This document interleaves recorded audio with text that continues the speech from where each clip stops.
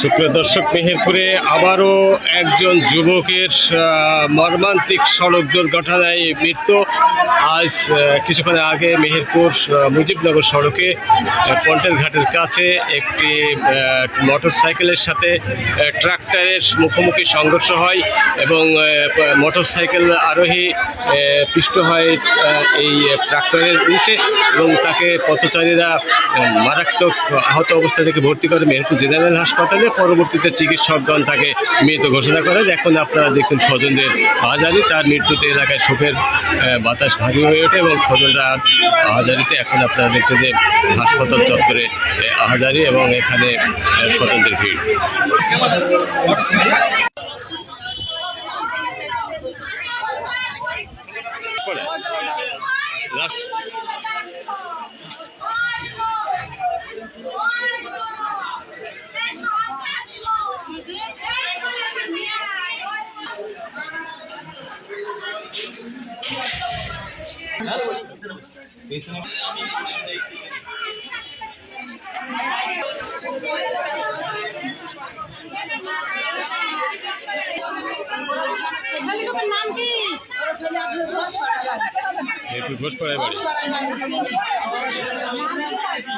মেহেরপুর শহরে ঘোষপাড়ার লিমন কিছুক্ষণ আগে মেহেরপুর মুজিবনগর সড়কে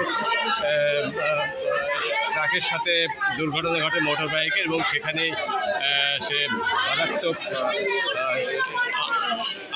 পথচারীরা নিয়ে আসে মেহেরপুর জেনারেল হাসপাতালে। চিকিৎসকগণ তাকে মৃত ঘোষণা করে।